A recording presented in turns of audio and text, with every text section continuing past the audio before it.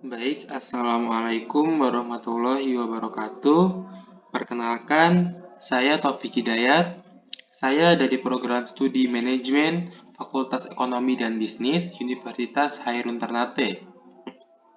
Di sini saya akan menjelaskan tugas dari mata kuliah pengantar aplikasi komputer bisnis dengan dosen pengampu yaitu Bapak Suban. Di sini saya akan membahas 3 kasus studi tentang investasi dan net present value. Pada kasus studi pertama, yaitu belajar bisnis cafe dengan pemahaman analisis kelayakan NPV. Pada kasus studi yang kedua, yaitu belajar bisnis transportasi speedboat, pemahaman analisis kelayakan NPV. Kemudian pada kasus studi yang ketiga, yaitu menilai kelayakan investasi perusahaan tambang lewat NPV. Baik, langsung saja kita kepada kasus studi yang pertama, yaitu belajar bisnis cafe lewat pemahaman analisis kelayakan NPV. Yaitu, di sini terdapat 7 periode dengan investasi awal sebesar 1 miliar dan arus kas pertama sebesar 200 juta. Kemudian periode kedua 300 juta, periode ketiga 350 juta, dan periode ketujuhnya yaitu 550 juta dengan diskon rate sebesar 12%. Kita langsung saja kepada rumus NPV-nya. Cari rumus NPV.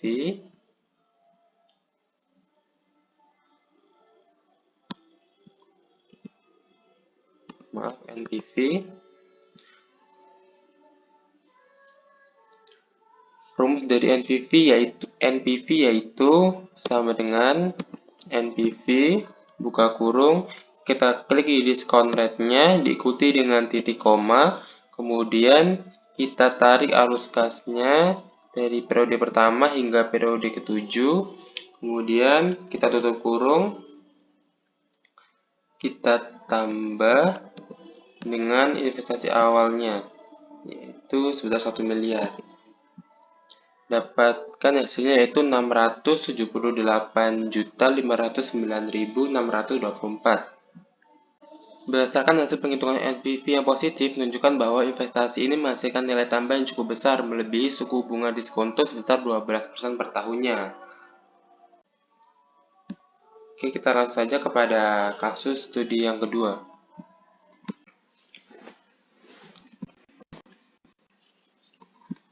Oke, kita lanjut saja kepada kasus studi yang kedua, yaitu belajar bisnis transportasi speedboat lewat pemahaman analisis kelayakan NPV. Langsung saja kita lihat cash flow-nya, yaitu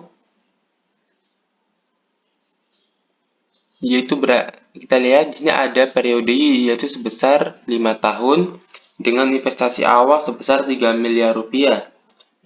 Kemudian pada periode pertama sebesar 600 juta rupiah, periode kedua 650 juta rupiah, dan periode terakhir yaitu 800 juta rupiah. Langsung saja kita kepada Microsoft Excel. Oke, kita sudah berada dalam Microsoft Excel-nya. Di sini kita lihat periodenya yaitu ada 5 periode, kemudian dengan investasi awal sebesar 3 miliar rupiah. Di sini kita menambahkan min karena dia adalah pengeluaran. Kemudian dengan arus kas sebesar 600 juta rupiah pada periode awal dan periode akhirnya yaitu 800 juta rupiah dengan diskon rate sebesar 14%. Oke, kita langsung saja kepada rumus NPV-nya.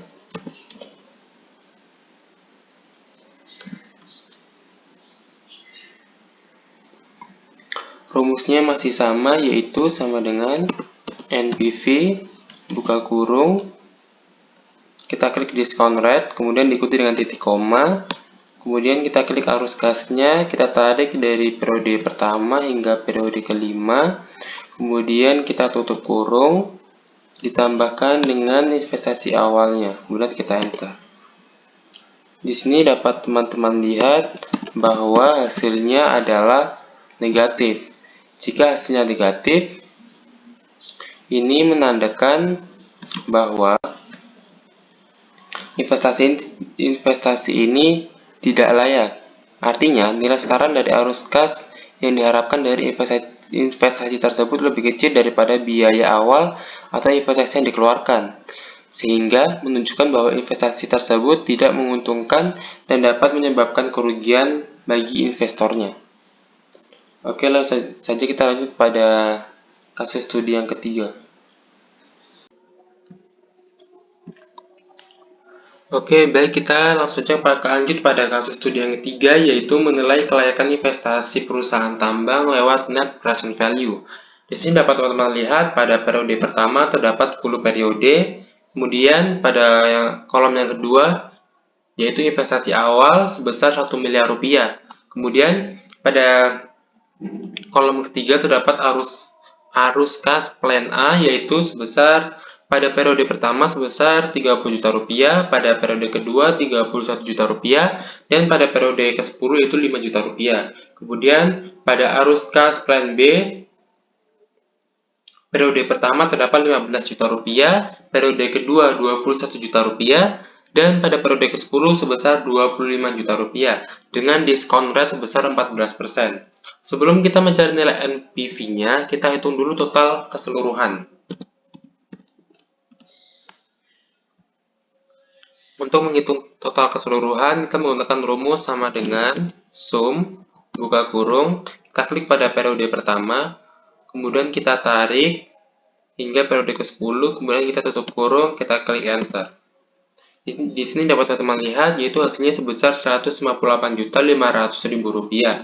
Kemudian kita hitung pada arus kas plan B, itu sama dengan sum, buka kurung, kita klik pada periode yang pertama, kemudian kita tarik hingga periode ke-10, kita tekan, kemudian kita tutup kurung, kemudian kita klik enter.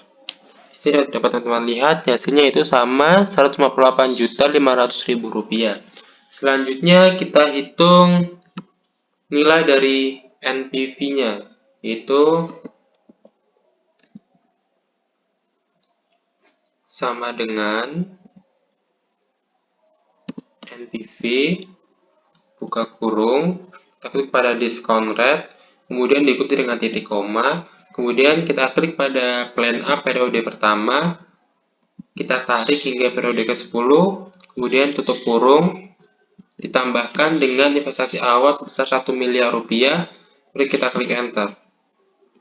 Di sini dapat teman-teman lihat, yaitu hasilnya positif sebesar Rp2.533.931. Kemudian pada plan B, kita hitung sama dengan NPV, buka kurung, kita klik pada discount rate, kemudian kita klik pada plan pertama, periode pertama, kita tarik hingga periode ke-10, kemudian kita tutup kurung, ini ditambahkan dengan investasi awal sebesar 1 miliar rupiah. Kemudian kita klik enter. Maaf, di sini ada kesalahan. Kita hitung ulang, itu sama dengan NPV, buka kurung, kita klik pada discount rate, kemudian kita diikuti dengan titik koma, kemudian kita klik pada plan B yang pertama, terus kita tarik hingga periode ke-10, kemudian kita tutup kurung, lanjut kita tambahkan dengan investasi awal sebesar 1 miliar, ini kita klik enter. Di sini dapat teman-teman lihat hasil dari plan B yaitu sebesar negatif 15.761.626. Maka perkiraan pada arus kas plan B yaitu adalah dia tidak layak untuk investasi perusahaan tambang, yaitu yang layak ada pada arus kas plan A yaitu sebesar Rp2.533.931. Sekian dari saya. Wassalamualaikum warahmatullahi wabarakatuh.